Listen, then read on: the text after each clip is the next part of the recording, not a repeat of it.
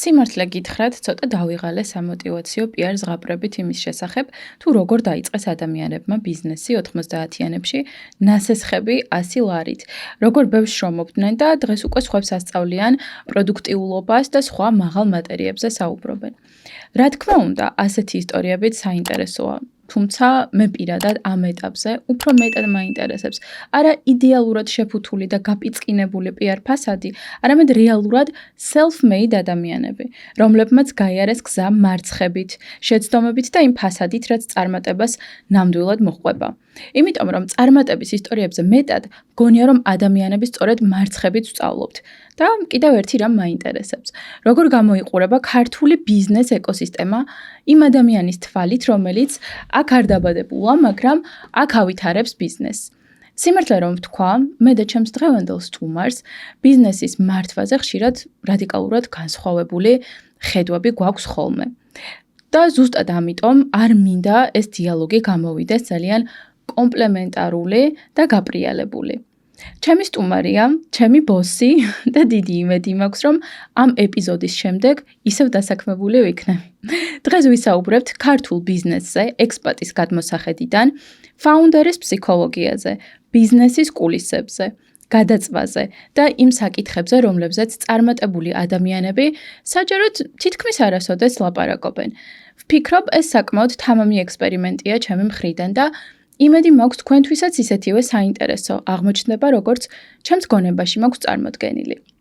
მაშასე, გაიცანით სერგი ბილი, უკრაინელი მარკეტერი, მეწარმე და სტარტაპების დამფუძნებელი. ადამიანი, რომელმაც საქართველოში დაიწყო ბიზნესი, გაკოტრდა 100,000 დოლარით, შემდეგ კიდევ თავიდან დაიწყო ყველაფერი და უკვე დააფუძნა წარმატებული ემოციების ჰოლდინგი, რომელიც დღეს რამდენიმე პროექტს აერთიანებს და ქართულ ბაზარზე შთაბეჭდილებების ეკონომიკას ავითარებს. სერგი, შენ ხარ ადამიანი, რომელმაც საქართველოში დაიწყო ბიზნესი. მიუხედავად იმისა, რომ არ დაბადებულ ხარ საქართველოში, გაკოტრდი და ზოგადად ძალიან დიდი გამოცდილება დააგროვე და აქედან გამომდინარე უკვე შეისწავლე ქართული ბაზარიც, კულტურაც და მოდი ძალიან საბაზისო კითხვით დავიწყოთ, როგორ მოხვდი საქართველოში, რა პოტენციალი დაინახე ადგილობრივ ბაზარზე და ზოგადად ახლა რა პროექტებს ავითარებ. 2011 წელს რამდენიმე დღით ჩამოვფრინდი თბილისში. ნინო ქათამაძის კონცერტზე ვიყავი ჩამოსული. ის უკრაინაში ძალიან ცნობილია და მოწვევა მივიღე. ზაფხულში ხომ იმართება არტგენის ფესტივალი. ალბათ გსმენიათ. კონცერტის შემდეგ ნინოსთან გაცნობისა და უფრო ახლოს საუბრის შანსი მომეცა. როცა გაიგო რომ მხოლოდ 3 დღით ვიყავი ჩამოსული და მეორე დღეს უკან მივფრინავდი. მაშინვე გამაჩერა და ჩამომიწერა უზარმაზარი სია, თუ რა უნდა მენახა საქართველოში თბილისის გარდა. დაუპირდი რომ მთელ სიას ბოლომდე გავივლიდი და ყველაფერს მოვინახულებდი. ამას ერთი თუ დასჭირდა. ეს სრულიად დაუგეგმავი მოგზაურობა იყო. რეგიონიდან რეგიონში, ქალაქიდან ქალაქში. ვათვალიერებდი ღირსშესანიშნაობებს, ბუნებას, მთებს, ხეობებს, მაგრამ იცით ყველაზე მეტად რა მომხიბლა? ადამიანებმა. დღეს საქართველო გარკვეულწილად უკვე განებივრებულია ტურისტებით. თუმცა 2011 წელს სიტუაცია სრულიად განსხვავებული იყო. ნამდვილად ისე ხვდებოდნენ როგორც სტუმრებს. არაერთხელ მომხდარა რომ ტაქსის მძღოლს ფული არ აუღია. ან რომელიმე ოჯახს საკუთარ სახლში დაუპატიჟები ვარ. ეს დაუჯერებელი გამოცდილება იყო. ძალიან ღრმა ემოციებს იწვევდა. ფიქრობდი, ნუ თუ ასე შეიძლება.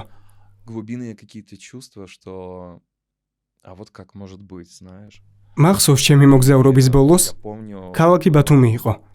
ბათუმის თეატრში ვიჯექი. სცენაზე რა ხდებოდა პრაქტიკულად ვერაფერს ვიგებდი. მაგრამ ძალიან მკაფიოდ უგრძნობდი, რომ რაღაც მნიშვნელოვანი გადაწყვეტილება მწიფდებოდა ჩემში. ასეთ მომენტებს, ინსაიტებს ეძახიან. ეს ის მდგომარეობაა, როცა ჯერ სხეულით გრძნობ პასუხს, მაგრამ გონებას ჯერ კიდევ არ აქვს გაცნობიერებული, რა გადაწყვეტილებამდე მიდიხარ. შემდეგ გადის 5 თუ 10 წუთი და ეს აზრი მოულოდნელად სრულიად ნათელი და მკაფიო ხდება. და მაშინ მივხვდი, რომ მინდა საქართველოში ვიცხოვრო. 2015 წელს აქ საბოლოოდ გადმოვედი საცხოვრებლად. და აი უკვე 11 წელზე მეტია ვცხოვრობ ამ საოცარ ქვეყანაში. და ამ ულამაზეს ქალაქში, თბილისში. მოდი ბარემ მოგვიყევი როგორ ემზადებოდი ამ პროცესისთვის, ანუ საქართველოში გადმოსასვლელად, რა პროექტებს ავითარებდი და ახლა რომელ პროექტებს ქმნი და ავითარებ?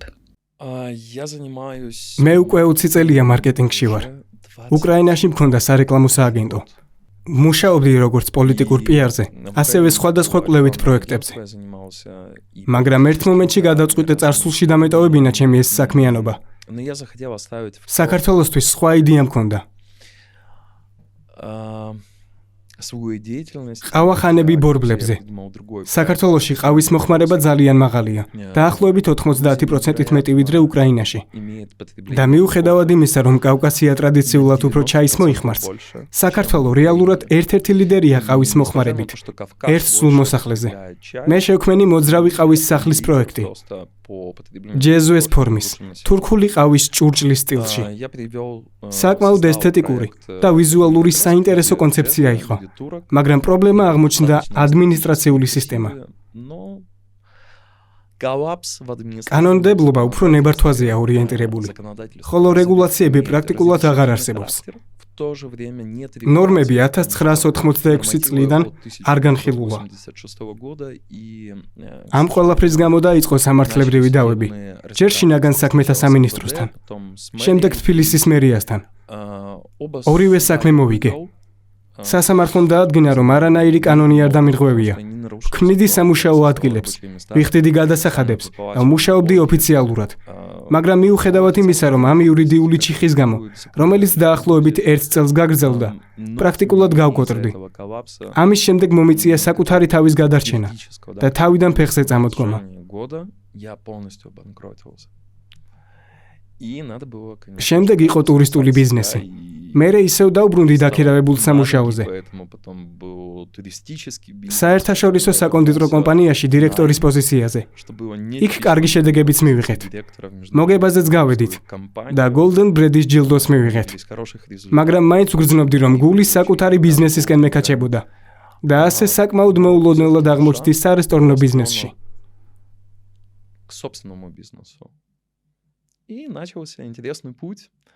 Как-то так случайно, но меня занесло в ресторанный бизнес. მოდი დეტალურად მოგვიყევი, რომელ პროექტებზე მუშაობ ახლა, იმიტომ რომ მე კი ვიცი, რადგან თითოეულ მათგანში ჩართული ვარ, მაგრამ აუდიტორიასაც გავაცნოთ ეს პროექტები. ჩვენი ყველაზე ძველი და საყვარელი პროექტია რადიო კაფე, რომელიც უკვე მე-9 წელია არსებობს. ეს არის თანამედროვე ქართული სამზარეულოს კაფე, რომლის ფლაგმანი პროდუქტი გასტროხაჭაპურია. ანუ ვამზადებთ აჭარულს, ნავის ფორმის ხაჭაპურს, სხვადასხვა შიგთავსით. ასევე ვაკეთებთ სადეგუსტაციო სეტებს, რომლებიც ძალიან მოსწონთ ჩვენს სტუმრებს. სწორედ ამის გამო გვაქვს მიღებული Travel Choice-ის 4 ჯილდო. როდესაც მიშლენი გეგმავდა საქართველოში შემოსვლას, მათ წინა შესარჩევ ათეულში შეგვიყვანეს. დღეისთვის ჩვენს პატარა კაფეში ყოველთვიურად 10,000-ზე მეტ ხაჭაპურს ვამზადებთ. მეორე პროექტია პანაზიური კაფე იოკო. ერთი ფილიალი მდებარეობს ჭავჭავაძის 19-ში, მეორე დიღომში, ბელიაშვილის 72-ში და მესამე არის Dark Kitchen ისანში. ჩვენ ასევე გვაქვს კაფე Mary Jo's-ი. Под названием Mary Jo's. და ამავე ბრენდის ქვეშ ვაწარმოებთ ქართულ ლიქიორებს. Выпускаем грузинские ликёры. ჩვენ აღვადგინეთ ძალიან ბევრი ძველი რეცეპტი. ფაქტობრივად მოგვიწია ბიბლიოთეკაში წასვლა და მე-15 საუკუნის ხელნაწერების მოძიება, რომ შეგვექმნა უნიკალური პროდუქტი. Но у нас получился невероятный продукт, который мы сейчас развиваем. კიდევ ერთი მიმართულება აიოლო. გამოცდილებების ონლაინ მაღაზია. ეს არის ორი მიმართულება ერთში.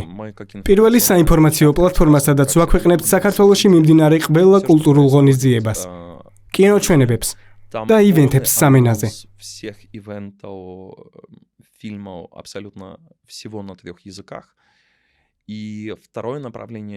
მეორე ონლაინ მაღაზია, რომელიც ეყრდნობა გამოცდილებების ეკონომიკას.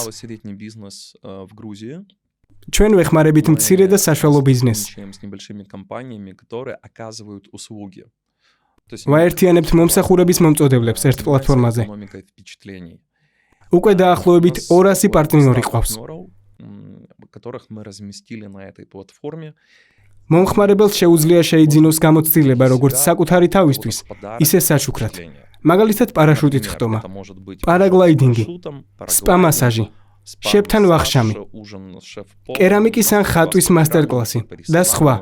ეს არის იდეა, სადაც ჩვენ ვაერთიანებთ საინტერესო, ნიჭიერ მეწარმეებს და ვქმნით ერთ მთლიან ეკოსისტემას, გამოცდილებების ეკონომიკას. ძალიან ბევრ თემას შეეხე და მინდა რომ ბევრი მიმართულებით დაგიცვა შეკითხვები, თუმცა მოდი ჯერ ამოვწუროთ Colo Holding-ის თემა, რომელსაც ქვია ემოციების ჰოლდინგი, საიდან წამოვიდა ეს დასახელება, რომ ეს იყოს კონკრეტულად ემოციების ჰოლდინგი და არა მაგალითად უბრალოდ ჰოლდინგი პირველ რიგში და მეორე, მოდი ვახსენოთ მე რადგან მუშაობ ამ კომპანიაში და ჰოლდინგში შემიძლია ვთქვა, რა აერთიანებს ამ პროექტებს. ეს არის შთაბეჭდილებების ეკონომიკა, რომელიც მსოფლიოში ძალიან მზარდი ტრენდია და საქართველოში ჩვენ წილ შთაბეჭდილების ეკონომიკას ვავითარებთ ყველა პროექტის მეშვეობით. მე მინდა შენ გაგვიზიაროს, როდის დაინახე შთაბეჭდილების ეკონომიკაში რაღაც პოტენციალი, საიდან გაგიჩნდა ზოგადად მოტივაცია და მუზა, რომ კონკრეტულად ეს ნიშა განგევითარებინა საქართველოში და მოდი ავხსნათ ბარემ რას ნიშნავს საერთოდ შთაბეჭდილებების ეკონომიკა. კარგი, მოდი მეორე ნაწილიდან დავიწყებ. გამოცდილებების ეკონომიკა ეს არის ეკონომიკის ლოგიკური გაგრძელება. პირველი ეტაპი იყო ნედლეულის ეკონომიკა. როცა ყველაფერი იწყებოდა რესურსებით. შემდეგ გაჩნდა პროდუქტის ეკონომიკა, როცა ნედლეული გადაიქცა მზასაქონლად. შემდეგ უკვე დაიწყო მომსახურების ეკონომიკა. სერვისებზე დაფუძნებული მოდელი. ეს ეტაპები საკმაოდ მკაფიოა. მაგალითად, ჯერ ყავის მარცვალს აწარმოებ, შემდეგ უკვე დაფასოებულ ყავად აქცევ. და ბოლოს ყავახანაში ყიდი მას, როგორც გამოცდილებას.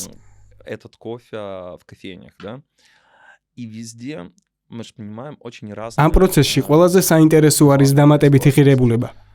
დღეს მაგალითად ბაზარზე 1 კილოგრამი უბრალო მწვანე ყავა $2 ღირს.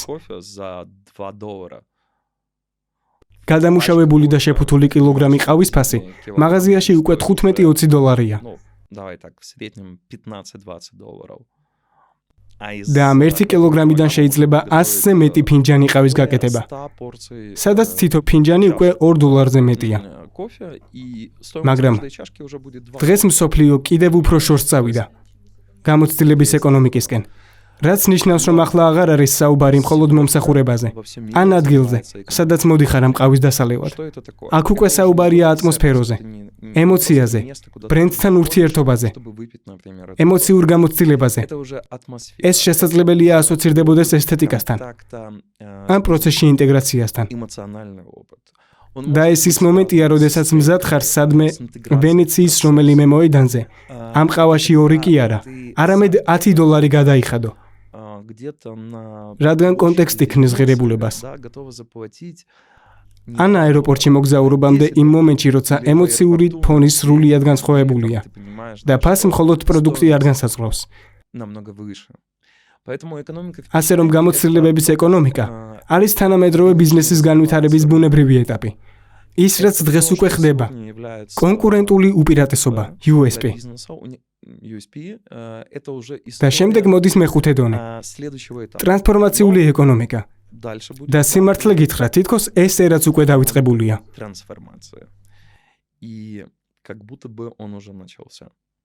ძალიან საინტერესოა და სიმართლე გითხრა, ცოტათი ჩავშლიდი ამ შთაბეჭდილების ეკონომიკის ნაწილს, რადგან შთაბეჭდილების ეკონომიკა მოიაზრებს იმას, რომ სერვისი უკვე მაღალ დონეზე უნდა იყოს განვითარებული, რადგან ზოგადად დღეს სამყაროში პროდუქტზე სერვისზე კონკურენცია არის ძალიან მაღალი, კომპანიები ჩვეულებრივად იბრძვიან მომხმარებლის ყურადღებისთვის და ზოგადად დღეს ყველაზე ძვირი ვალუტა არის მომხმარებლის ყურადღება. და ამის ფონზე ჩვენ ვიცით, რომ საქართველოში სერვისი მაინც მაღალ დონეზე არ არის. ძალიან ცოტა შეიძლება არ არის ახლა უკვე მომრავლდა, მაგრამ საბოლოო ჯამში მაინც ჯამურად სერვისი მაღალ დონეზე არ არის.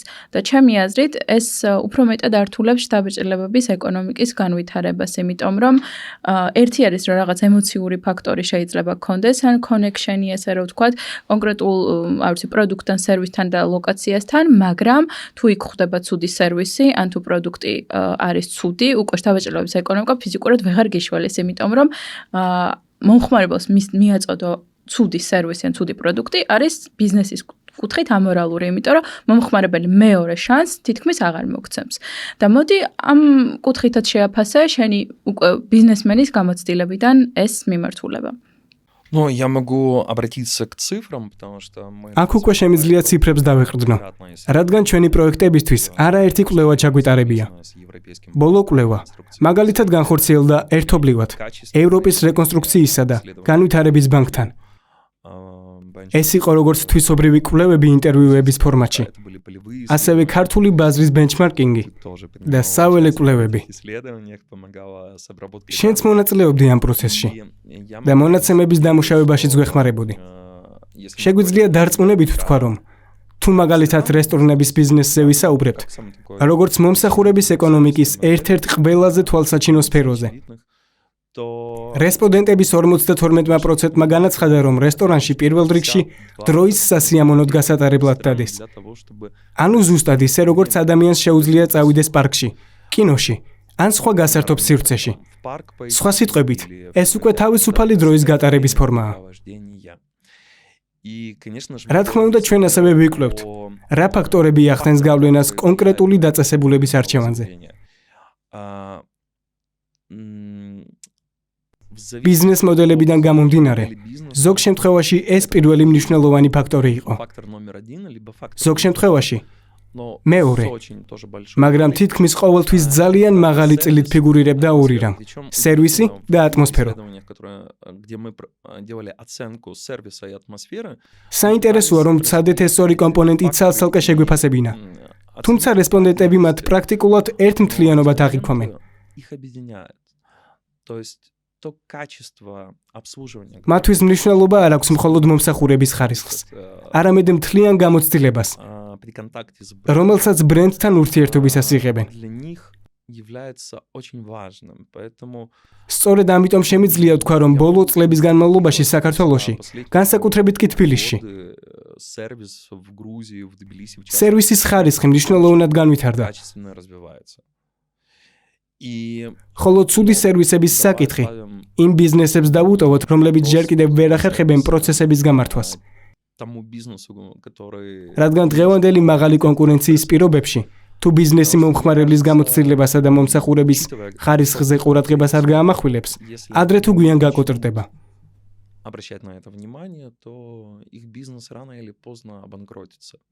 პირველად გაკოტრდი იმ ამოსიერული ყავის ბიზნესის დროს, ამოსიერული მანქანების ბიზნესის დროს, მეორედ რადიო კაფეც გაკოტრდა, თუ სწორედ მახსოვს და თუ შეიძლება რომ ამ გამოცდილებაზეც მოყვე და ამასთანავე მაინტერესებს რა შეცვალა ამ გამოცდილებამ შენში, ანუ რეალურად მარცხი როგორ ცვლის ადამიანს.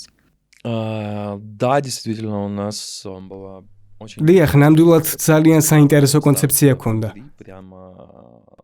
უშუალოდ კაფეში ფუნქციონირებდა რადიოსადგური და ხალხი თავისი თვალით ხედავდა, როგორ იქნებოდა პირდაპირი ეთერი. ეს იყო ფრანგული ერთ-ერთი ყველაზე დიდი რადიოქსელი მსოფლიოში, რადიო Energy FM 104.7, რომელიც ძალიან მალე გახდა ცნობილი. ჩვენ ვაკეთებდით კოლაბორაციებს, პირდაპირ ეთერში ვწერდით ინტერვიუებს არტისტებთან, რის შემდეგაც მათ შეეძლოთ სცენაზე ასვლა და სიმღერა. ამის პარალელურად სტუმრები ბართან ან მაგიდასთან ისხდნენ და მთელ პროცესს თვალსადევნებდნენ. თუმცა იყო ორი კრიტიკული ფაქტორი, რომელმაც გავლენა მოახდინა პროექტის ეკონომიკაზე. პირველი იყო ლოკაცია. რადიო კაფე მდებარეობდა ვიქტორ დოლიძის ქუჩაზე, საბურთალოზე. შესანიშნავი ქუჩაა. მაგრამ რესტორნების ქუჩა დარიცხლება. გარდა ამისა, საცხოვრებელ უბანში სეზონურობა ძალიან მკვეთრად იგრძნობა. ზაფხულში ბევრი ადამიანი ქალაქიდან გადის და სტუმრების ნაკადი მნიშვნელოვნად მცირდება. გეცოდინებათ, რომ ზოგიერთ ბიზნესს ზაფხულობით დროებით დაკეტვაც კი უწევთ. მეორე ფაქტორი კი იმ დროისთვის რესტორნების სფეროში გამოცდილების ნაკლებობა იყო. დღეს 10 წლეულზე მეტი გამოცდილების შემდეგ საკმარისი ცოდნა დაგროვდა. თუმცა მაშინ ბევრი რამის სწავლა პრაქტიკაში გვიწევდა.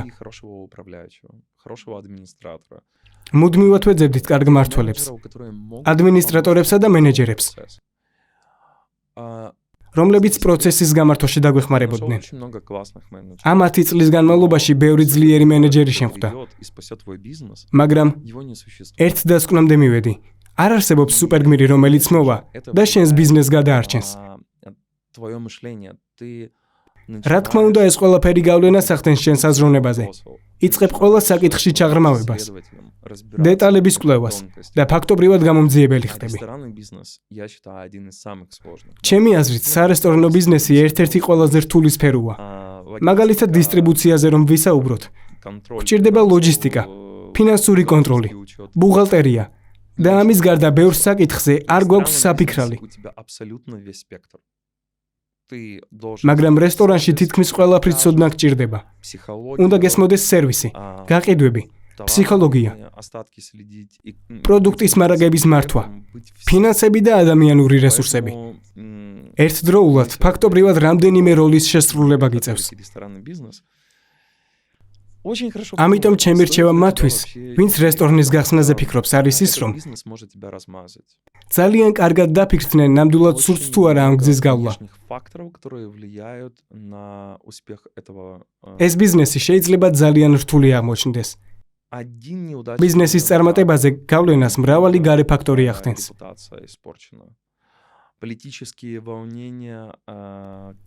ერთი ცუდად მომზადებული კერძი და შენი რეპუტაცია შელახულია.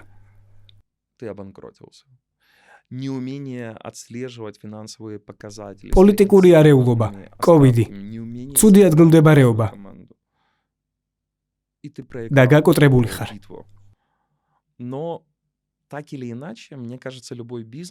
ვერ მიადევნე თვალი ფინანსურ ინდიკატორებს და მარაგებს. ვერ შეკარგი კარგი გუნდი. მორჩა, ბრძოლა წააგე. თუმცა საბოლოოდ ნებისმიერი ბიზნესი ქვეყნისა თუ სფეროს მიუხედავად საკუთარი თავის ხელახლა და პროგრამების პროცესია.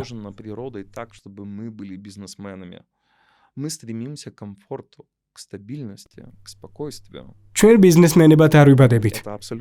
ბუნებით ადამიანები სტაბილურობის სიმშვიდისა და კომფორტისკენ მიისწრაფვიან. ეს არის აბსოლუტური ფაქტი.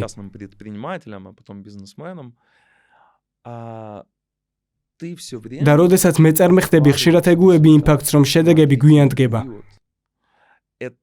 ეს არის ამბავი შრომის მოყვარეობაზე, გამძლეობაზე, შეუპოვრობაზე და დისკომფორტის ატანის უნარზე. დიდი ხნის განმავლობაში.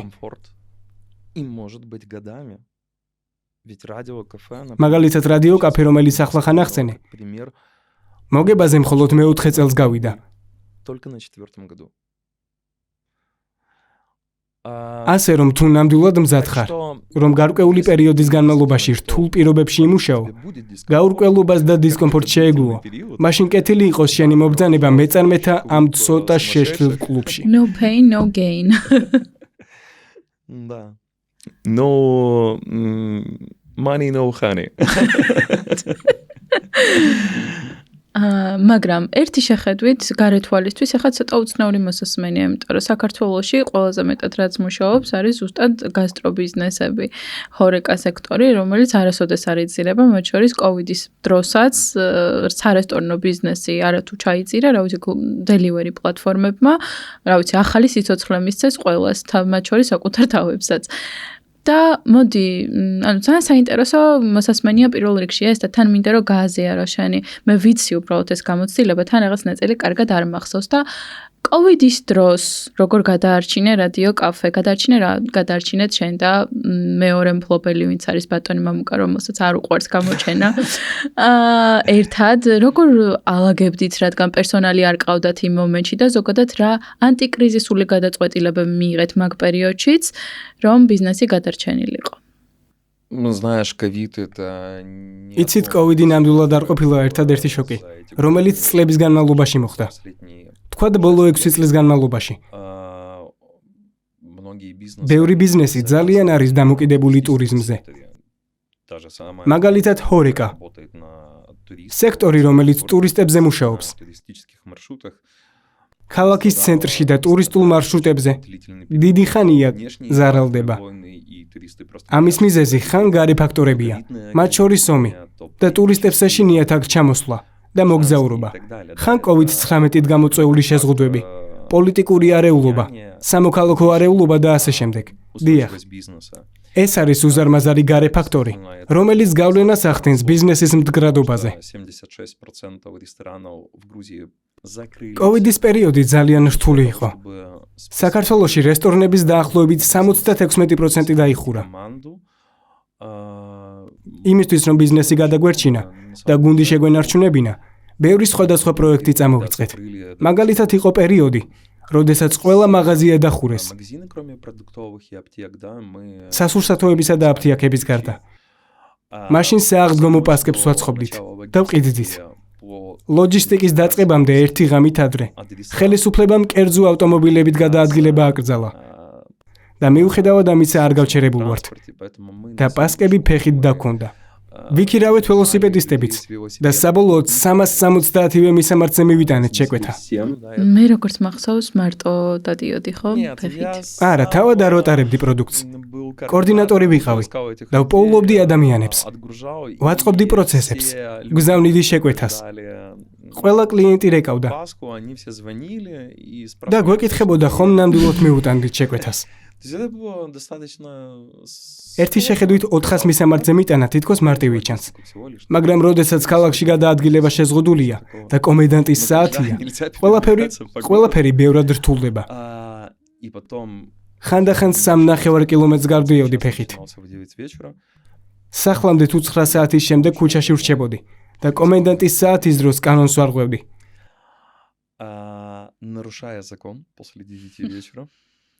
მანქანის ხმაზე ბუჩქებში ან სადარბაზოებში ვიმალებოდი. რეალურად ბევრი ახალი პროექტი ჩავუშვით. ვაკეთებდით კრაფტნაყინს. დავიწყეთ პარკებში პიკნიკის სერვისი, კალათებითა და პლედებით. ვაწყობდით ქუჩის საახალწლო ღონისძიებებს. ვაკეთებდით ლამაზ საინტერესო სასაჩუქრე ბოქსებს და სხვა.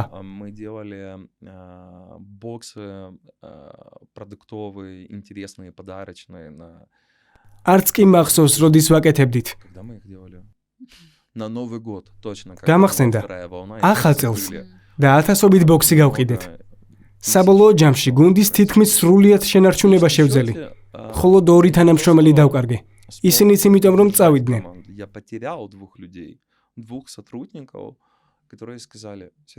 მითხრეს, სერიოზა, გადავიწვით, აღარ შეგვიძლია. დასვენება გვინდა და შეგვეშვი. და რაც ყველაზე საინტერესოა, COVID-ის პერიოდში მოგებაზე გავედით და ძალიან კარგი ფინანსური შედეგები გქონდა. ცოტა ვრცლად მინდა რომ ამაზე მოყვე, იმიტომ რომ ეს ჩვენ ვიცით, მაგრამ აუდიტორისთვის მგონია რომ ძალიან საინტერესო იქნება, რას მოიცავდა ზუსტად პარკში მომსახურება.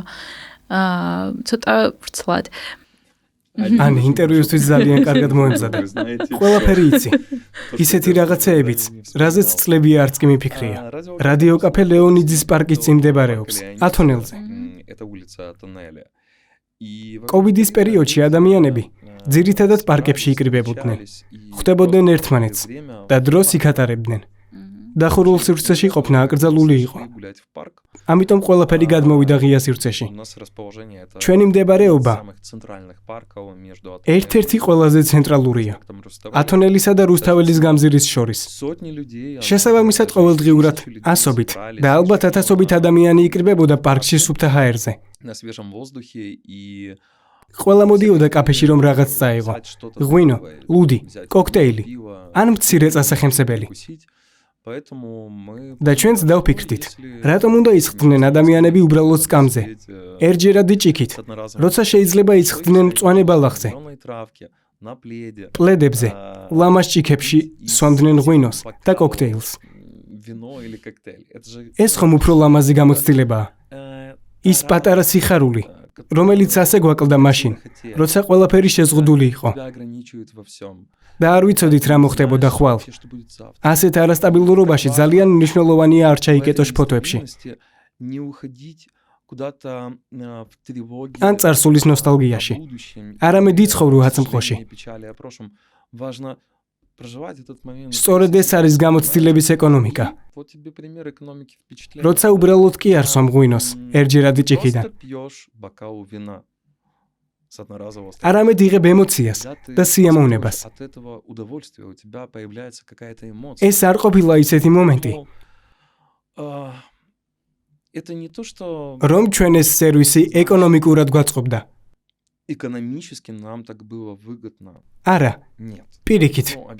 ასეთი ტრაფიკის პირობებში ძალიან მარტივად შეიძლებოდა ერთჯერადი ჭურჭლით გაგვეტანა შეკვეთები. მაგრამ ჩვენ გვინდოდა რომ ადამიანებს ნამდვილად ეგრძნოთ სიამოვნება და ასეც მოხდა.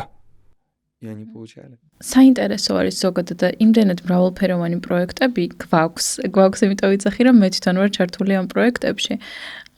და ცალკეულად თითოეულ პროექტს შეიძლება რომ ცალკე პოდკასტიც კი მიეწყნას, თუმცა დღეს მე გადავწყვიტე რომ ძალიან ესეთი ზოგადი ბიზნეს საუბარი ვქონდეს და მე მომავალში თუ წამოვა დაინტერესება, შეიძლება ცალკე კიდევ ჰორეკაზე სასაუბროდაც მოგიწვიო. ამიტომ მოდი გადავიდეთ შემდეგ ბლოგზე და მინდა რომ ახლა ვისაუბროთ უფრო ფაუნდერის ფსიქოლოგიაზე. კერძოდ ჩვენ ადამიანებს, როდესაც ბიზნესზე ვსაუბრობთ, ხშირად განვიხილავთ ზოგადად სტრატეგიებს, უშუალოდ კომპანიებს, მაგრამ ბიზნესის უკან ხომ დგანან ადამიანები და პირველ რიგში მისი დამფუძნებელი, ხო? და აქედან გამომდინარე მიჩნდება კითხვა, რომ რაც უფრო დიდია პასუხისმგებლობა, ადამიანიც ხო იცვლება ამ პასუხისმგებლობასთან ერთად, ხო?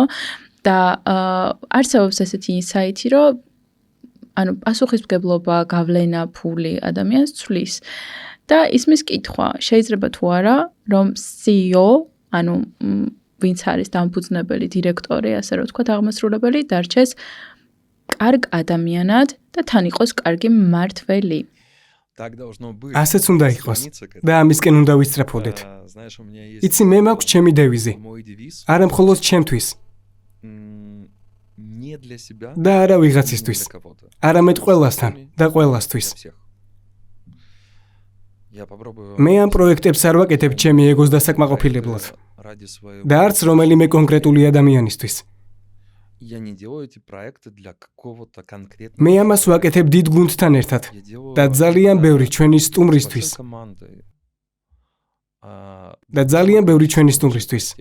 და ამ პირობებში ვიღებ სიამოვნებას, რადგან ეს არის ეკოსისტემის შექმნა. სამუშაო ადგილის შექმნა. ახალი კულტურის შექმნა. განვითარება, ენერგია და იზღირებულებები, რომლებიც მამოძრავებს. ხომ არსებობს ესეთი ინსაიტი, რომ ფული და ძალაუფლება ცვლის ადამიანს. და თან უნდა განვიხილოთ ბიზნეს ეკოსისტემა, სადაც არსებობს ორი მხარე. ერთი მხრივ არსებობს ბიზნესი და მისი მფლობელი, რომლის მიზანი არის პროექტების მაქსიმალურად სწრაფად ჩახურვა, რაც შეიძლება მეტი პროექტის განხორციელება, რაც შეიძლება მეტი მოგების მიღება და მეორე მხარეს უკვე დგას თანამშრომელი ადამიანი, რომელსაც აქვს ასევე თავისი რაღაცა პირადი მიზნები, ასე ვთქვათ, ხო? და სწორედ აქ ჩნდება დილემა, სად არის ის ოქროს შუალედი, სადაც ორივე მხარე არის კმაყოფილი. და შესაძლებელია თუ არა, რომ კარგი ლიდერი, კარგი მმართველი იყოს ერთდროულად კარგი ლიდერით და თან საკმაოდ ადამიანური პიროვნებას, რომელსაც შეუძლია გაიგოს იმ თავისი თანამშრომლის და იმის, რომ მასაც აქვს რაღაც თავისი პირადი ცხოვრება და მიზნები. რამდენად რეალურია ერთი სიტყვით, რომ იყო თან კარგი ლიდერი და თან ადამიანური. თუ მეორე მხრივ იმისთვის, რომ ბიზნესი კარგად წარიმართოს და შენს ბიზნეს გეგმებს, ასე ვთქვათ, ზედმიწევნით ასრულებდე, ავტომატურად ითხოვს ეს პროცესი იმას, რომ იყო ხისტი, მკაცრი და მომთხოვნი თანამშრომლების მიმართ.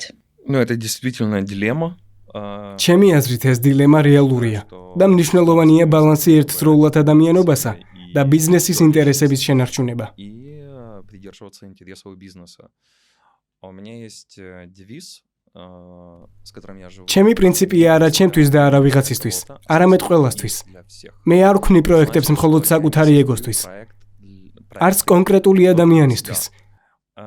Мне не надо это для того, чтобы потешить свое эго. მე ვქმნი ეკოსისტემას, ახალ კულტურას და სამუშაო ადგილებს და სწორედ ეს არის ჩემი ღირებულებები. И в этом есть мои ценности. Это моё развитие. ეს არის ჩემი განვითარების გზა და ენერგია. Это то, что меня вдохновляет, понимаешь? И команда менеджеров, с которыми мы это всё და ის რაც შთაგონებას მაძლევს. отбирается очень тщательно, прежде всего по ценностям. ჩვენ ძალიან ფრთხილად ვარჩევთ გუნდს. პირველ რიგში ღირებულებებით. თუ ადამიანი მზად არის განვითარებისთვის, ჩვენ ერთად ვაგრძელებთ გზას. თუ ტოქსიკურია, უბრალოდ ვემშვიდობებით. Если человек токсичный, то у нас в компании რადგან კომპანიაში ტოქსიკურობის მიმართ ნულოვანი ტოლერანტობა გვაქვს. Но, конечно же, для бизнесмена, თუმცა რა თქმა უნდა ბიზნესისთვის, დამფუძნებლისთვის, показатель это საქმიანობის ეკონომიკური შედეგი მნიშვნელოვანია. результат деятельности. Поэтому და ამიტომაც საჭიროა ბალანსირება, რომ სისტემა იყოს მდგრადი და შეინარჩუნოს სამუშაო ადგილები. оставался устойчивым для того, чтобы сохранить рабочие места. Но იცი ეს რეალურად მხოლოდ პიროვნული თვისებების საკითხი არაა. качество это ეს არის ჯანსაღი ეკონომიკური მოდელი. ты понимаешь, какая უნდა გესმოდეს რა დატვირთვა აქვს ადამიანს. რამდენი ადამიანი გჭირდება და როგორ უნდა გადაანაწილო ეს ყველაფერი. создать так, чтобы ასევე უნდა ფიქრობდე კრეატიულ მიდგომებზე. როგორ შექმნა სისტემა ისე, რომ მთელი ეს შიდა ეკოსისტემა ეფექტურად მუშაობდეს და არ დაიტვირთოს. создать, то всё будет თუ ამ ბალანსს შექმნი, ყველაფერი კარგად იქნება და ძალიან მნიშვნელოვანია, რომ გუნდის გესმოდეს და მოსმენა იცოდე. потому что эта же команда, собственно, она и создаёт эти проекты. Эти же იმიტომ რომ სწორედ ეს ადამიანები ქმნიან პროექტებს და რეალურად ისინი ავითარებენ ამ კულტურას новые проекты. და ახალ მიმართულებებს. ამიტომ საბოლოოდ სინერგიაში იქნება ძალიან ძლიერი, ხარისხიანი და ლამაზი შედეგი. Красивый результат. მინდა პირდაპირ გადავიდოთ შემდეგ შეკითხვაზე და გკითხავ ბიზნესში შენი გადმოსახედიდან მორალი არსებობს თუ ყველაფერი მაინც საბოლოოდ პირად ინტერესებზე და ბიზნესის ინტერესებზე გადის. Ну, это всё зависит, мне кажется, от собственника и от ეს ყველაფერი ჩემი აზრით დამოკიდებულია მფლობელზე და პიროვნების განვითარების დონეზე. საწყის ეტაპებზე ყველაფერი ხშირად ეგოცენტრიზმამდე დადის. центризму, получать, отжимать, მიღება, მოგება, მაქსიმალურად საკუთარი ინტერესების გატარება და ეს ბუნებრივი განვითარების გზაა. перспективной. მაგრამ გრძელვადიან პერსპექტივაში არ არის ეფექტური და დროთა განმავლობაში ადამიანი იცვლება. იცვლება მისი ღირებულებები და ჩნდება მორალი, მისია Понимание, და იმის გააზრება თუ რატომ აკეთებ ამ ყველაფერს. ეს არის კითხვა, რომელიც ვფიქრობ ყველა მეწარმეს უჩნდება. предприниматель сталкивается. Вопрос, который ეს ის კითხვა, რომელიც შეიძლება ტრენინგზე გკითხონ, ან კოუჩმა დაგიცვას, მაგრამ პასუხი მაშინვე არ არსებობს. сразу ответ ამ პასუხამდე მხოლოდ საკუთარი ზრდის по мере და მომწიფების პროცესში მიდიხარ. и სწორედ მაშინ ჩნდება მნიშვნელობა და გაცნობიერება, понимание, რას და რატომ აკეთებ. понимаешь? ასევე მინდა კითხო შენი აზრით ბიზნესში გულწრფელობა ძალაა თუ სისუსტე და ზოგადად რამდენად სჭირდება დამფუძნებელს ანტრეპრენიორს манипуляციური ტექნიკების ცოდნა, მათ შორის შეიძლება პარტნიორებთან, თანამშრომლებთან იმისთვის, რომ მისი საქმიანობა იყოს ეფექტიანი. Однозначно да, честность. ცალსახად, Правильно. გულწრფელობა სწორია და კარგია. რაც შეეხება манипуляციას, ამ საკითხში ასე კატეგორიული არ ვიქნებოდი. Давай по-честному. Мы все, რადგან სიმართლე რომ ვთქვათ, но ყველანი გარკვეულწილად ვმანიპულირებთ. про сопротивление тока там в розетке. თუ პატარა ბავშვს დენის წინააღმდეგობაზე და ელექტროობის ფიზიკაზე დაუწყებს საუბარს, ის ვერ გაგიგებს Да, поэтому если человек და მაინც შეეცდება მეტალის საგნის შეყოფას როზეტში. понять, то რაც შეიძლება სიცოცხლისთვის საშიში აღმოჩნდეს. но ამიტომ თუ ადამიანს ჯერ კიდევ არ შეუძლია შენი გაგება, односторонняя, чтобы это была история ზოგჯერ საჭიროა სხვა სიტყვების ან სხვა მიდგომის პოვნა. несколько сторон. თუმცა მნიშვნელოვანია, რომ ასეთი გავლენა ცალმხრივი არ უნდა იყოს. Знаешь, win-win პრინციპს ეფუძნებოდეს. როცა ორივე, ან ყველა მხარე იგებს, საზოგადოებამ შეიძლება ნებისმიერი манипуляცია უარყოფითად შეაფასოს. მაგრამ მნიშვნელოვანია, რომ მისი ეთიკურობა მივიღოთ მხედველობაში. თუ ადამიანს ატყუებან საკუთარი სარგებლისთვის იყენებ, ეს ცუდია და როგორც წესი ერთჯერადი ისტორიაა. მაგრამ თუ ფსიქოლოგიურად ეხმარები, ისეთი გადაწყვეტილებების მიღებაში, რომელიც მისთვის სასარგებლოა, ჩემი აზრით, ეს უკვე პოზიტიური გავლენაა.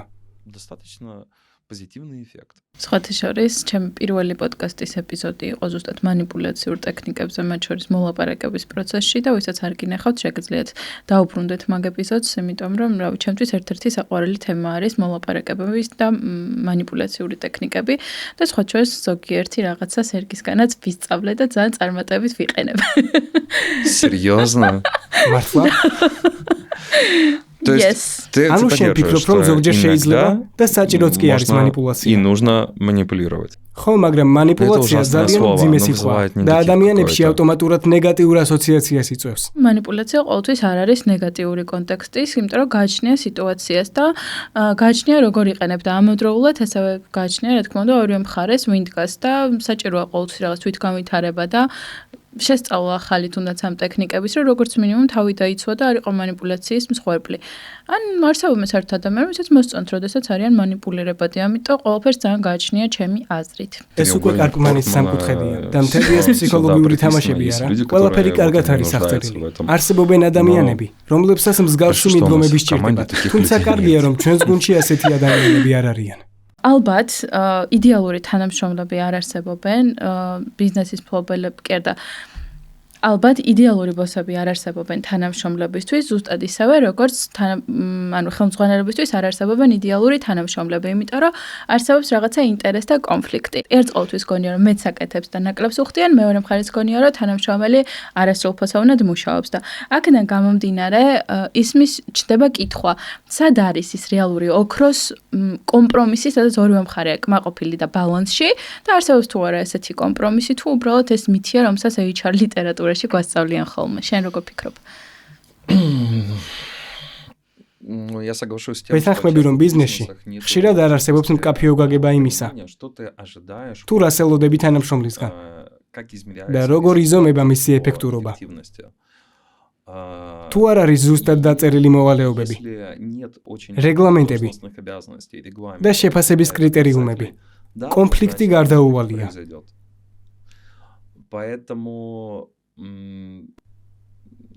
დააკვირდი დიდ კორპორაციებს, ჰოლდინგებსა და საერთაშორისო ორგანიზაციებს, როგორც კომერციულს, ისე არაკომერციულს. იქ მსგავსი კონფლიქტების რაოდენობა, როდესაც ხელმძღვანელი ფიქრობს, რომ რაღაც არ გაკეთდა. ხოლო თანამშრომელი დარწმუნებულია, რომ ყველაფერი შეასრულა, ძალიან მცირეა. მიზეზი მარტივია. ყველაფერი მკაფიოდ არის განსაზღვრული. ვინ რაზეა პასუხისმგებელი? რა უფლებები აქვს? რა ვალდებულებები? ამიტომ ჩემი აზრით, ბიზნესის შექმნამდე აუცილებელია ზუსტად იცოდე, რა კადრები გჭირდება, რაზე იქნებიან პასუხისმგებლები, რა რეგლამენტები, ანგარიშები, ვადები და დედლაინები იარსებებს. ასევე რა პასუხისმგებლობა გაქვს შენ, როგორც ხელმძღვანელს, რა ინფორმაცია უნდა მიაწოდო, სად არის კონტროლის წერტილი და ასე შემდეგ. თუ სწორად აწყობ ხაზობრივ ფუნქციურ სტრუქტურას, უკმაყოფილების დონე როგორც მენეჯმენტის, ისე შემსრულებლის მხრიდან მინიმალური იქნება. მეორე საკითხია, როცა ადამიანებს არ სურთ საქმის კეთება, ან უბრალოდ ეზარებათ. თუმცა აქაც ჩნდება კითხვა. ნამდვილად გაიარა თუ არა პროცესმა ყველა საკონტროლო ეტაპი. თუ უბრალოდ უთხრეს, გააკეთე და შემდეგ აღმოჩნდა, რომ შედეგი მოლოდინს არ შეესაბამება. ხშირად ხდება ისიც, რომ ადამიანი უბრალოდ თავის ადგილზე არ არის. შეიძლება ის შესანიშნავი კომუნიკატორი იყოს, მაგრამ სისტემური შესრულების ფუნქცია ჰქონდეს მინდებული. ასეთ შემთხვევაში კონფლიქტი და დისბალანსი ბუნებრივია. სწორედ აქ იწყება მართვის ხელოვნება, როგორც HR-ის სახელმძღვანელოში წერია. თუ ადამიანს ძლიერი მარჯვენა ხელი აქვს, მოდი ეს ძლიერი მხარე განმავითაროთ და არა ის, რომ მთელი ძალით მარცხენა ვავარჯიშოთ. ბევრად მეტ შედეგს მივიღებთ, თუ თანამშრომელს საშუალებას მივცემთ განვითარდეს იქ, სადაც აქვს ნიჭი და პოტენციალი. ინტერესი და мотивация. ამიტომაც მე ბალანსის მომხრე ვარ. HR-ის მეთოდოლოგიების, სამუშაო აღწერების, KPI-ების რეგლამენტების, ატესტატების და პერსონალის ფსიქოლოგიური ტესტირების. როგორც იცი ჩვენ კომპანიაში არც ერთი მენეჯერი არ გადის შერჩევას ტესტირების გარეშე. ჩვენ ვსწავლობთ ადამიანს და ვცდილობთ გავიგოთ როგორც мотиваციის სისტემა, ისე ადამიანების როლური ქცევები გუნდში. ამისთვის ვიყენებთ ჰერცბერგის мотиваციის ტესტსა და ბელბინის გუნდური როლების მეთოდოლოგიას. ეს ინსტრუმენტები საკმაოდ ზუსტად აჩვენებს, რამდენად შეესაბამება ადამიანი კონკრეტულ პოზიციას. რეალურად აქვს თუ არა შესაბამისი უნარები და მიდრეკილებები. თუ უბრალოდ თავად მიაჩნია, რომ ამ როლისთვის შესაფერისია. სწორედ ამიტომ ვარ კადრების შეფასების კლასიკური და სისტემური მიდგომის მომხრე. მიმაჩნია, რომ თანამშრომლების შერჩევა და შეფასება პროფესიულ სტანდარტებს უნდა ეფუძნებოდეს. ამისათვის ან თავად უნდა ფლობდეს შესაბამის ცოდნას ან კომპეტენციას, ან პროცესში პროფესიონალი HR-ები უნდა ჩაერთონ. და კიდევ ერთ საკითხზე მინდა რომ ვისაუბროთ, სანამ შენ გახდებოდი უშუალოდ ანტრეპრენორი, მე როგორც სხვა ტიპის გამოცდილება გაქვს, როგორც უკვე ვახსენეთ და ჩემთვის ნაცნობი არის შენი ბექგრაუნდი თავიდან, როდესაც მოვედით, თუ გახსოვს, განვიხილავდით მმართველობის სისტემებს და მმართველობის, ასე ვთქვათ, ტიპებს და ვთქვით, რომ ძალიან შეცვლილი არის ეს მმართველობის სტრუქტურა დღეისთვის და შედარებით უფრო მეგობრულია ვიდრე იყო ადრე. მინდა რომ შენს მაგალითზე მოყვეს ყველაფერი, რა სტრეს ტესტი გამოიარა შენს ერთ-ერთ სამსახურში და რამდენად როგორ თქვა, რა დატოვა ამან შენში? Марьяна Юрьевна, простите, но я вынужден рассказать. Марьяна Юрьевна. მაპატიეთ, მაგრამ ეს ისტორია უნდა მოვყვე. ერთხელ მივედი სამუშაოდ ერთ საპროდიუსერო ცენტრში და მაშინვე ძალიან რთული პროექტი მომცეს. პოლიტიკური კვლევა, ანკეტირება, თებერვალი იყო, გარეთ ძალიან ციოდა და დაახლოებით 50 ადამიანი მყავდა ველზე სამუშაოდ, რომლებსაც ხელები ეყინებოდათ. ზოგს პნევმონია ჰქონდა და ასე შემდეგ. ძალიან მოკლე დროში უნდა გამეკეთებინა უზარმაზარი რაოდენობის ანკეტები. ერთ თვეში. ამ თვეში 8 კილოგრამი დავიკელი. დღეში რამდენიმე საათი მეძინა. ერთმა ჯგუფმა ფალსიფიკაცია დაუშვა, რის გამოც ანკეტების ნაწილი თავიდან გასაკეთებელი გახდა და ვადებს ერთი დღით ჩამორჩით მონაცემების დამუშავებაში.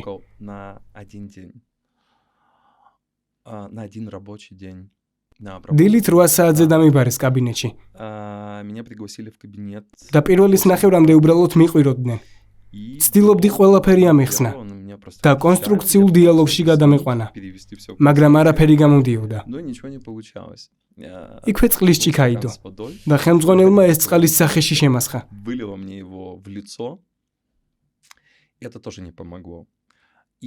საბოლოოდ რამდენიმე საათის შემდეგ უკვე თვითონაც დაიღალა და მითხრა: კარგი, შეგიძლია წახვიდე და დაასრულო. და სხვათა შორის გილოცავ დაბადების დღეს. და მაგ მომენტში უკვე ქვითინი ამივარდა. ძალიან ცუდად გავხდი ემოციურად. უკვე ვერ ვჩერდებოდი. დაახლოებით 15 წუთი. ეს იყო კლასიკური ნერვული შეტევა.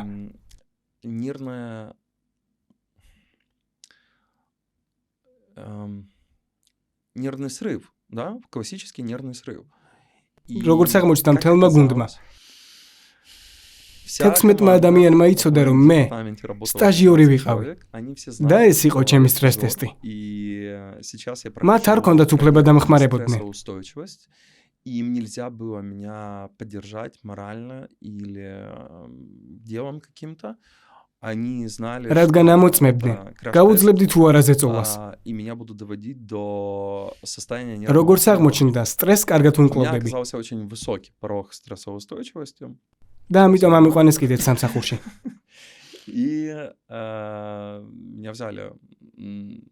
იმ პერიოდში ყველა თანამშრომელი გადიოდა ასეთ შემოწმებას. რადგან ძალიან მძიმე სამსახური იყო. კვირაში ორჯერ თუ დაიძინებდი სახლში უკვე იღბლიანი იყავი. მუდმივად ღონისძიებებში და მივლინებებში ვიყავი. რთული პერიოდი იყო. ერთ მხრივ მესმის მაშინდელი ხელმძღვანელობის, რადგან ის ამოწმებდა ვინ გაუძლებდა ასეთ დატვირთვას. მეორე მხრივ ეს იყო 2000-იანი წლების დასაწყისის უკრაინელი და პრინციპში პოსტსაბჭოთა მენეჯმენტის საკმაოდ მკაცრი სტილი. დღეს ასეთი მიდგომა პრაქტიკულად შეუძლებელია. თუ სამუშაოდ მოვაჯენზი დაიწყე, მოდი შევამოწმოთ რამდენად სტრესს გამძლე ხარ. ის 1 საათში უბრალოდ წავა. დღეს უკვე სხვა ეპოქაა. სხვა მენეჯმენტის სტილია. დღეს ადამიანების უმეტესობას უკვე ისმის, რომ мотиваცია მხოლოდ ჯოხით არ მუშაობს. ამიტომ დიახ. დღეს ეს ყველაფერი პრაქტიკულად წარმოუდგენელია. თუმცა ვიცი, რომ კიდევ არსებობს ზოგიერთი დინოზავრი, ვინც ასეთ მართვის სტილს იყენებს. წარმატებები მათ. კაი, აქ და როგორ გითხრა, რა კვალი დატოვა მან შენზე და რანაირი ფორმირება მოახდინა შენი?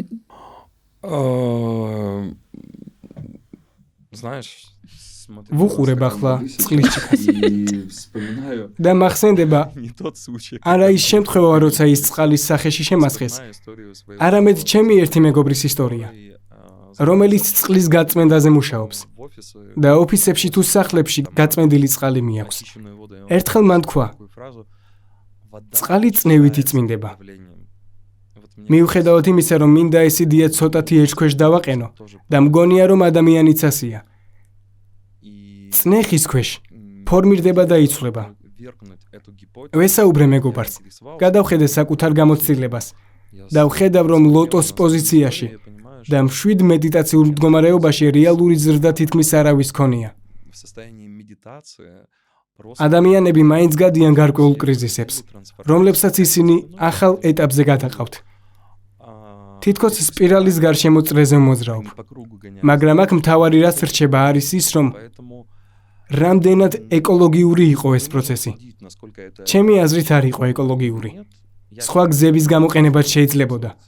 თუმცა საბოლოოდ მაინც დადებითად იმოქმედა ჩემზე. ამ გამოცდილებამ ჩემომაყალიბა სტრესს გამძლე თავდაჯერებულ მენეჯერად. და როგორც ხვდები, კოვიდი, ომები, პოლიტიკური არასტაბილურობა.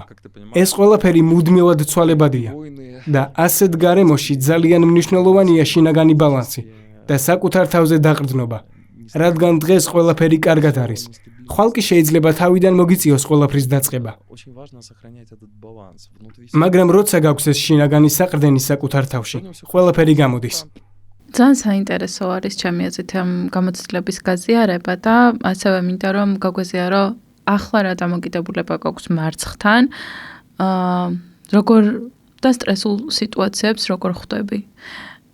და თუ შეგვიძლია რომ რაღაც არ ვიცი, იქნება რამე ტექნიკა გაქვს შენებული, რომ ეგეც გავაზიაროთ. Не зацикливаться всё время на задачах. არ არის საჭირო მუდმივად მიზეზებსა და პრობლემებზე ჩაციკლვა. ნიშნულოვანია შეძლო გადართვა. ამაში მე ძალიან მეხმარება სპორტი.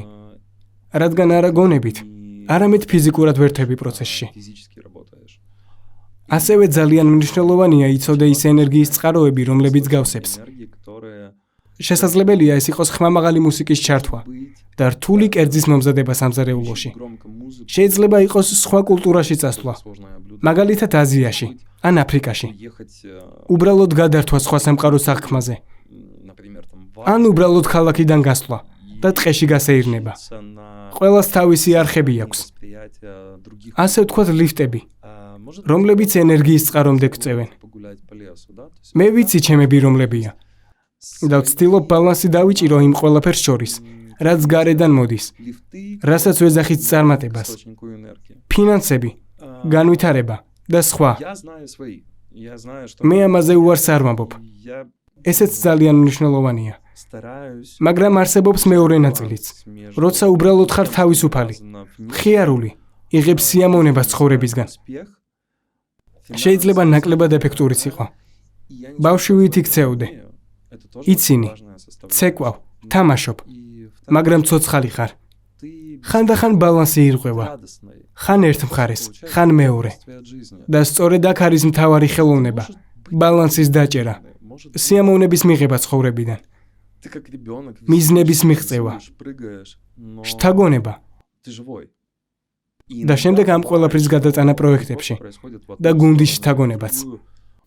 ასევე, რადგან ორგანულად მოვუახლოვდით work-life balance-ის თუ harmony-ის თემას, მინდა რომ ამასაც შევეხოთ და მინდა შენი პერსონალიტი წამოვწიო ცოტა წინ, იმიტომ რომ მე გიცნობ და ნამდვილად შემიძლია ვთქვა, რომ რაღაც კუთხით უკვე ვთქვი, რომ მენტორადაც აღიქვამ და რაღაც მომენტში რაღაც მოტივატორიც ხარ ხოლმე. და შენ ხშირად მიმართავ ძალიან განსხვავებულ გზებს, მაგალითად პილოტის ლიცენზიის აღება გინდა, პატაგონიაში წახვედი ერთი თვე პინგვინებთან ერთად და სანამ წახვიდოდი ანდერძი დაწერე და ასე შემდეგ და ასე შემდეგ. მინდა რომ აი მეტი მოყვე ამ კუთხით. Если смотреть თუ უფრო ღრმად შევხედავ, ჩემი ცხოვრების მთავარი მამოძრავებელი ძალა არის ცხოვრების შეგრძნება, თლიანობის მდგომარეობა. როცა საკუთარ თავთან ხარ კავშირში, ეს არის მდგომარეობა, როცა არ ცდილობ ვიღაცისთვის მოსახერხებელი იყო. ან კარგი, ან ცუდი როლი ითამაშო. ეს არის მდგომარეობა, როცა იცი შენი ღირებულებები და უკვე ინტუიტიურად გრძნობ რა გამოძრავებს, სიუხვე თუ დეფიციტი.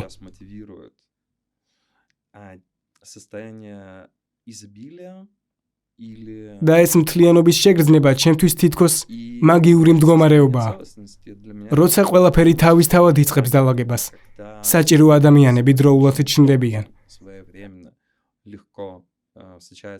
მოდიან გამტარები, ვისთანაც მარტივად ქმნი რაღაცას და ერთად მიდიხართ წინ. მნიშვნელოვანია ერთ წერტილში არ გაიჭედო.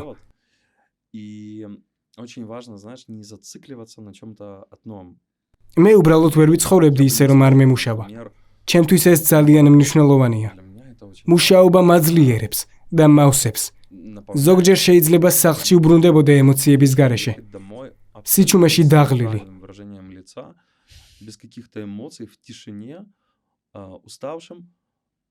მაგრამ შინაგანად მაინც ვარ მშვიდად და მაქვს კმაყოფილების შეგრძნება. ამავე დროს, ჰობი არანაკლებ მნიშვნელოვანი ნაწილია ცხოვრებაში. ის გეხმარება გადართვაში, სისტემიდან გამოსვლაში, პაუზის აღებაში. ხანდახან პაუზები საჭიროა იმისთვის, რომ ისევ აწმყოში დაბრუნდე.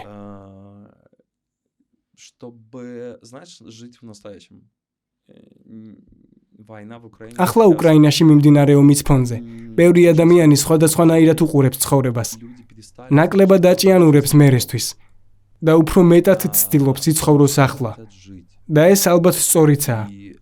ჩვენ არ გვაქვს მეორე ცხოვრების გარანტია. ამიტომ მნიშვნელოვანია ეს ცხოვრება ვიცხოვროთ. მართალია. ეს ხომ ძალიან მაგარია. რა თქმა უნდა, მინდა დავიჯერო, რომ არსებობს რეინკარნაცია, მეორე ცხოვრება, ან კიდევ რაღაც მსგავსი. მაგრამ სამეცნიერო მტკიცებულებები ამის შესახებ არ არსებობს. ამიტომ მოდი ეს ერთი ცხოვრება ვიცხოვროთ კარგად. სიამოვნება მივიღოთ. და კიდევ თუ მოგზაურობაში დაგაგონებთ, იმოგზაურეთ. ჩემს შემთხვევაში მოგზაურობას საქართველოში არასდროს წყვეტ. გონი უკვე მთელი საქართველო მაქვს მოვლილი 11 წლის განმავლობაში. მე მაქვს ჩემი საყვარელი ადგილები. და მართლა არ მოვიტყუები თუ ვიტყვი რომ კახეთში 100-ჯერ მაინც ვიქნები ნამყოფი. იცი რა არის საინტერესო? ყოველ ჯერზე როცა ვბრუნდები ვფიქრობ, ღმერთო, ეს ადგილი აქამდე როგორ ვერ შევამჩნიე. კიდევ ერთხელ უნდა დავბრუნდე. ეს არის ძალიან შთამაგონებელი. ავიაციას რაც შეეხება ეს სრულიად ღვთიშავს. აქ სრული ფოკუსი გაქვს. აკვირდები ვერტიკალურ სიჩქარეს, სხვადასხვა მაჩვენებლებს და საერთოდ არ ფიქრობ იმაზე. მაგალითად, ნეტავ ანამ გამომიგზავნა თუ არა ანგარიში. უბრალოდ იმ მომენტში ცხოვრობ. ჩემი ერთ-ერთი ყველაზე საყვარელი სამუშაო რაც მქონია იყო ანგიონეიროქირურგია. საოპერაციოში მუშაობდი და ყოველდღე ვაკეთებდი თავის ტვინის პრეპარაციას. იქ თითქოს დრო ჩერდება. საოპერაციოში დაახლოებით 8-9 საათს ატარებ და საერთოდ ვიწყებ რომ არ გიჭამია. ან რომ პირად ცხოვრებაში რაიმე პრობლემა გაქვს. თლიანად ამ პროცესში ხარ. და როცა ამ ყველაფერს ასრულებ, თითქოს გადართვის ღილა კი ირთვება და ისევ ჩვეულებრივ ცხოვრებაში ბრუნდები.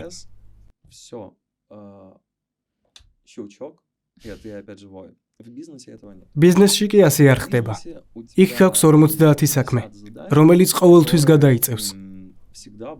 ერთ დღეში ყველა მიზანს ვერასდროს დახურავ.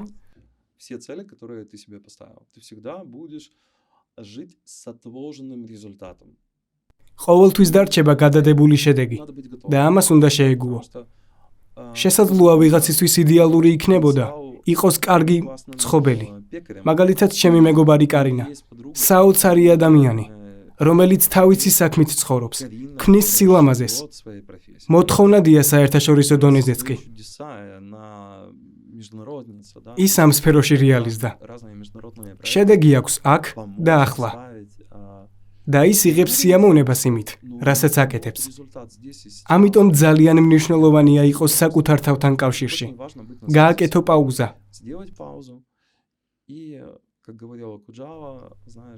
როგორც ოკუჯავა ამბობდა, ჩვენ ზედმეტად გვიყვარს საკუთარი სიტყვები და ამიტომ ზოგჯერ ახლობელი ადამიანების მოსმენაც კი გვავიწყდება. ჩვენ ხშირად უბრალოდ წრეზე დავრბივართ და გვგონია რომ ცხოვრება ახლა იწყება. მაშინ როცა სინამდვილეში ცხოვრება უკვე მიდის. და გონი ძალიან შთამოგონებელი სიტყვა იყო და თან ლოგიკურია ვთქვათ, რომ you only live once არის ზუსტად YOLO სლოგანი და გვახსენებს, რომ ერთხელ ვცხოვრობთ და უნდა დავტკბეთ თითოეული მომენტით და ძალიან საინტერესოა ჩემი აზრით ის ყველაფერი, რასაც შენ აზიარებ და ეჭვიც არ მეპარებოდა, რომ ესე იქნებოდა. ძალიან მინდა შეგეკითხო ასევე ბიზნესის მართვაზე, ანტრეპრენორშიპზე, შემდეგი კუთხით. ძალიან მომრავლდა ასე ვთქვათ აზრი, რომ ბიზნესის მართვა სარჭირდება და ზოგადად დღესდღეობით არ არის საჭირო ფორმალური განათლების მიღება. რადგან მნიშვნელოვანი უფრო არის ტექნიკური განათლება, რადგან სწორედ მას მივყავართ ფინანსურ კეთილდღეობამდე. მე მაინტერესებს შენი აზრი, როგორც ადამიანის, რომელმაც დაამთავრა როგორც MBA და ასევე აქვს პრაქტიკული ბიზნეს გამოცდილება, შენი აზრით საჭიროა თუ არა ფორმალური ასე ვთქვათ განათლება იმისთვის, რომ ადამიანი გახდეს ანტრეპრენორი და ზოგადად რა სტარტაპი სჭირდება ადამიანს, რომ ის антрепренёри გახდეს. Ну, знаешь, сколько миллиардов людей живет на планете. დედამიწაზე რამდენი მილიარდი ადამიანი ცხოვრობს. იმდენი განსხვავებული ისტორია არსებობს. და მე ვფიქრობ ძალიან მნიშვნელოვანია დაკვირვება ბავშვის განვითარებაზე. მისი პოტენციალის დანახვა, იმის გაგება, სად ვლინდება მისი ძლიერი მხარეები. საჭიროების შემთხვევაში კი ფსიქოლოგის ჩარევაც. რომ განათლება არ იყოს უბრალოდ დიპლომის ქაღალდი, არამედ რეალური მნიშვნელოვანი ნაბიჯი ადამიანის კარიერულ გზაზე და ზოგად ცხოვრებაში. ვიღაცისთვის ეს ტექნიკური განათლება იქნება. ვიღაც მენეჯმენტისკენ წავა. აქ უკვე სხვადასხვა გზებია. მაგრამ ბიზნესის თვალსაზრისით განათლებას ძალიან დიდი მნიშვნელობა აქვს. ყოველდღიურად ვიყენებ იმ ინსტრუმენტებს, რაც უნივერსიტეტში მივიღე. რამდენიმე სხვადასხვა უნივერსიტეტში. ეს არის საფუძველი, რომელზეც დგახარ. რადგან თუ არ ამოწმებ საკუთარ ჰიპოთეზებს, შეიძლება დაიწვა. ან დიდი რესურსი, დრო და ფული დახარჯო იდეებზე, რომლებიც რეალურად არავის სჭირდება. აუცილებელია ანალიზზე დაყრდნობა. სტატისტიკაზე, ფინანსურ მონაცემებზე. ეს არის დიდი ინფორმაცია, რომელთანაც მუშაობა უნდა იცოდე. ბევრი მეწარმე დღეს უბრალოდ კრეატიულ მიდგომაზე დგას. აი, კარგი იდეაა. მეგობრებმა მითხრას, რომ გამოვა. დაიწყე, ყველაფერი გამოვა. კი, ასეც შესაძლებელია. და გზაში გაერკვევი, მაგრამ ხშირად უკეთესია წინასწარ გააკეთო კვლევა. ინტერვიუები, ანალიზი და უკვე მკაფიოდ გაიგო, რომელ აუდიტორიაზე მუშაობ, რა სეგმენტზე. ვინ არიან კონკურენტები? როგორი ფასებია? როგორი პროდუქტის სტრუქტურაა? და მხოლოდ ამის შემდეგ იღებ მართვის გადაწყვეტილებას რეალურ მონაცემებზე დაყრდნობით და არა ვარაუდებით.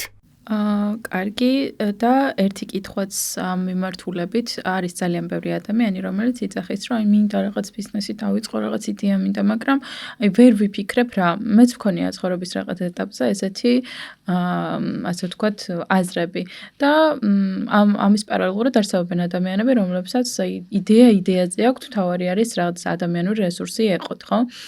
ესეთ ადამიანს გამოუვა შენი აზრით მეწარმეობა?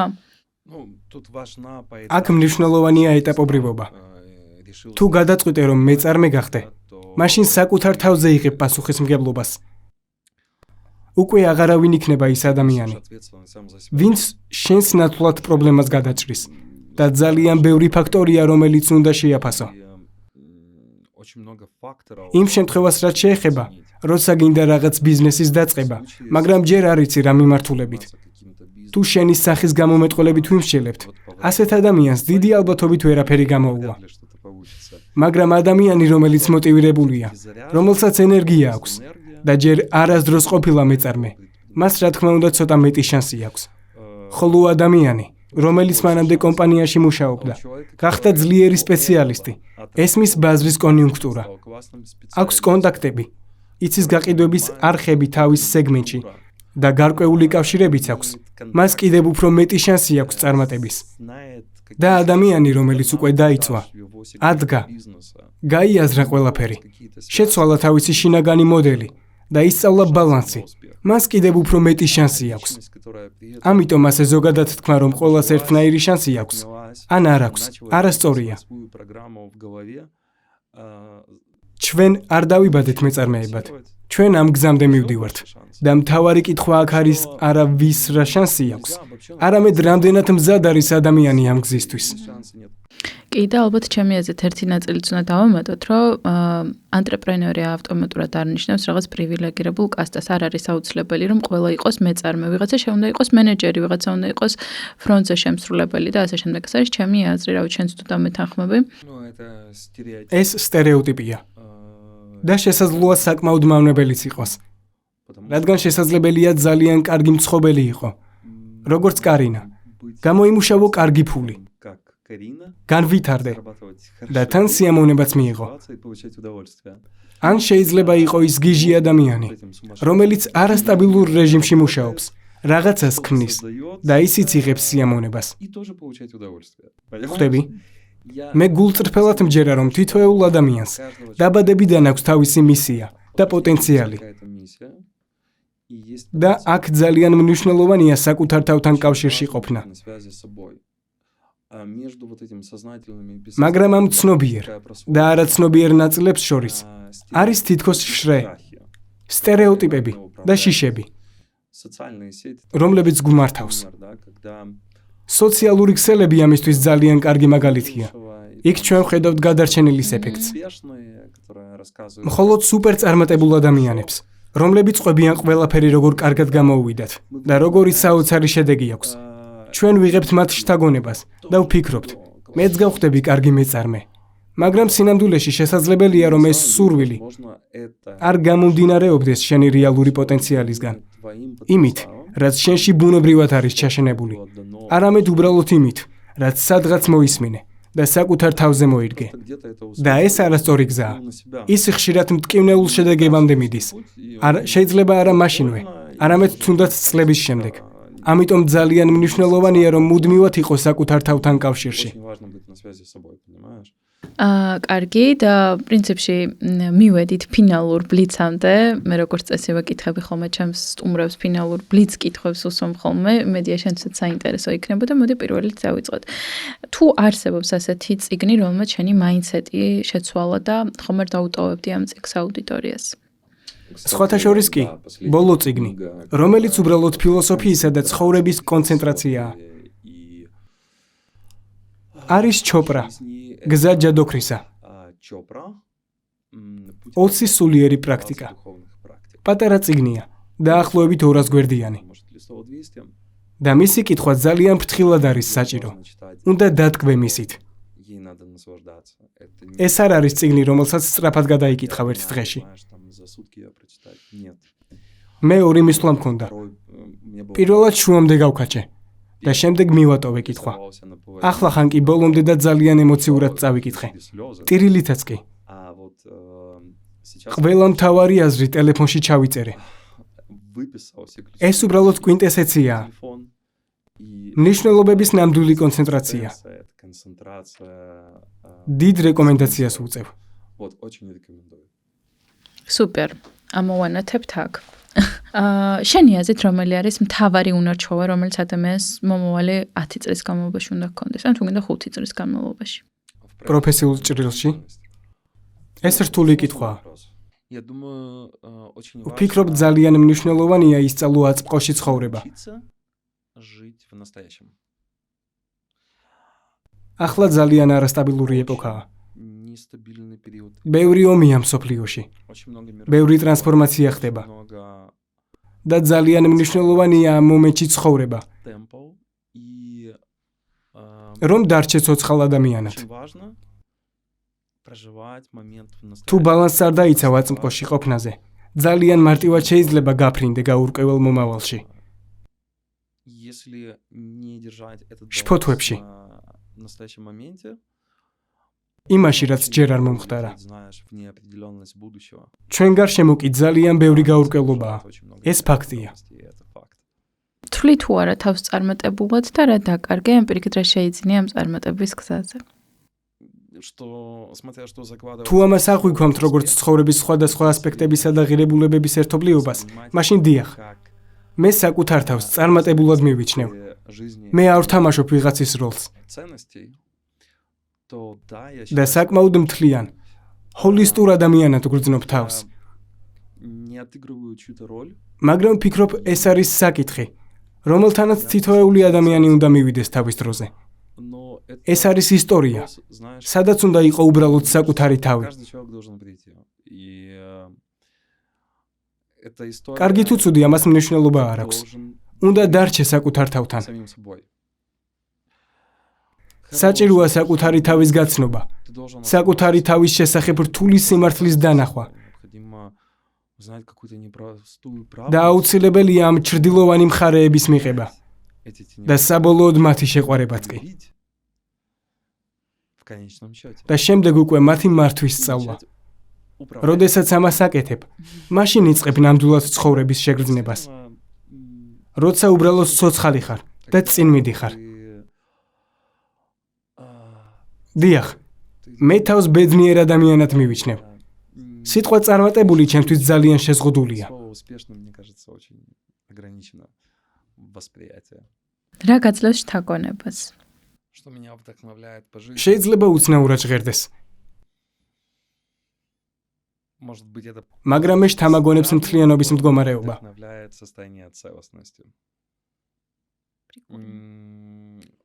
და რას გულისხმობ ამაში? ეს არის საკუთარ თავთან კავშირის უნარი. საკუთარი თავის მოსმენა. ასევე სწორ ადამიანებთან ურთიერთობა. არა მხოლოდ სამსახურში. არამედ მეგობრობაში და პირად ცხოვრებაში. ადამიანებთან, რომლებსაც მსგავსი ღირებულებები აქვთ. მე ბედნიერი ვარ, რადგან გარშემო მყავს შესანიშნავი ადამიანები და სწორედ ისინი მაძლევენ შთაგონებას. ხვდები? კი, ჩვენ ესეთები ვართ. შენი გუნდი. შემდეგ უკვე სხვადასხვა დამატებითი ფაქტორების მთელი სია მოდის. როგორიცაა თვითგამოხატვა, თვითრეალიზაცია, განვითარება, რთული სისტემის შექმნა, მაგრამ საინტერესო კონვერგენციით და ასე შემდეგ. და ბოლოს უბრალოდ ცხოვრება, სიამოვნება, მისით თკბობა. ფრაზა, რომელსაც დატოვებ. იცი, არსებობს ფრაზები, რომლებიც ერთგვარად დევიზებად მექცა. რაღაც პრინციპები, რომლებთანაც ვცხოვრობ. ყველაფერი თავის დროზე ხდება. ეს ჩემთვის ძალიან მნიშვნელოვანი დევიზია. აღარ ვნერვიულობ თუ რაღაც შედეგს ვერ მოიტანს. შენ ხომ ხვდები, როცა რაღაცას გეგმავ და არ გამოდის. იწყებ ტანჯვას, ფრუსტრაციას. გიჩნდება განცდა. თითქოს არ გამოვდექი. და ეს ყველაფერი იმიტომ ხდება, რომ შენ თვითონ ზღუდავს საკუთარ თავს ვადებით.